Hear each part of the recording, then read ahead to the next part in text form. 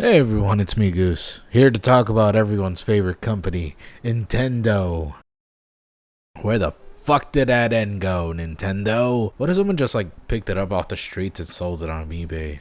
Shit must be worth a ton of money. Speaking of scumbagging money instead of putting effort into your work, hey, remember the Nintendo Online service? I remember. Remember when Nintendo was supposed to have a direct, but God literally intervened and said, "Thou shalt not have a fucking direct today"? I remember. Remember when there were a bunch of douchebag 10-year-olds who whined and bitched about not having a direct that day instead of understanding the unfortunate circumstances of a natural fucking disaster and flamed Nintendo because they decided to show some fucking empathy?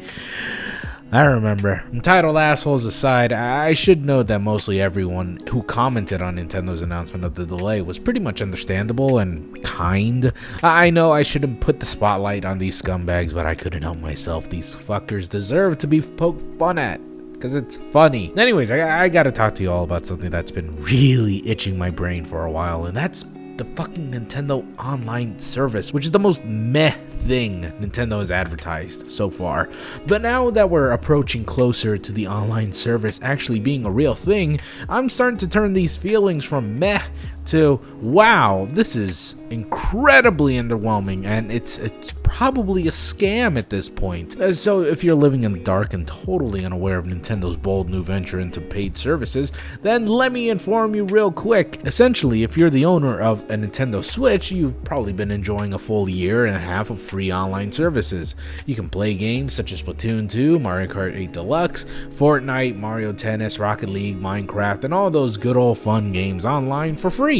However, that's all gonna change real soon, come mid-September, when Nintendo's gonna pull the plug on that shit, and you'll be expected to pay either a monthly fee of $3.99 or a yearly fee of $20. These prices are actually not too bad when you consider the competition's price. A year of Sony's PS Plus and Microsoft's Xbox Live Gold membership are both $60 each, so when I initially heard that, I thought Nintendo was being reasonable, but of course, here we are today. Now, what do we know so far?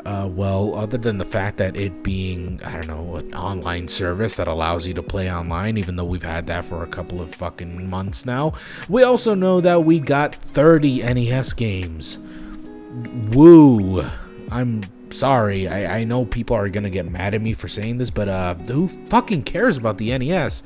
I think if they offered an entire virtual console library instead of 30 fucking NES games that most of their audience either already owns via the virtual console from past generations of the consoles Nintendo's made, or through the NES Mini, or through actual cartridges, then people would probably be more enthusiastic about it. Hell, I'd argue offering us GameCube games, at least 5 of them, or maybe 10 N64 games, would have been more appealing than just giving us NES games. I mean, especially since, you know, Nintendo 64 ROMs fucking suck, and there have yet to actually be any good Nintendo 64 supplements, save from a few maybe remasters here and there. And also, speaking of which, ROMs don't exist anymore, and emulators don't exist anymore, thanks to Nintendo's cracking down on those websites, those dirty, fucking terrible websites that preserve their games better than Nintendo has. But hey, whatever, it was illegal, so nobody can enjoy it. Bye, no fun allowed. But I digress. There's also that very attractive pull that Nintendo is offering, that being the almighty cloud saves. Took them nearly a decade, but Nintendo's finally done it. Well, kinda, because you see, it turns out while most of your games will have cloud saves implemented, some more critical games won't have cloud saves available due to Nintendo preventing alleged save scummery, which is kind of bullshit, seeing as how other companies have already figured out how to stop that shit from happening. But hey, I guess you need experience in cloud saves to figure that shit out.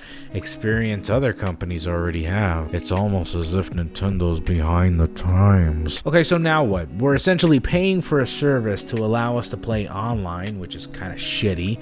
Shittier if the service doesn't actually help out with the connectivity issues and other Wi-Fi stuff, but I'm assuming it doesn't. See, console games have already figured out that asking people to cough up money just to play online is an incredibly mustache-twirling scheme, because of course people want to play online, but to prevent them from playing is nothing short than fucking evil. But of course, to prevent people from rioting, gaming, companies like Sony and Microsoft have offered a myriad of services with their online fee, so adding stuff like free games or discounted games or other stuff of the sort really helps calm down the raging crowd. Nintendo's not really adding much, honestly, though. I mean, that's really the odd thing about Nintendo. They either get the new trends and do them better than anyone else does, such as DLC, or they just get super flaccid and can't seem to be bothered to give a shit.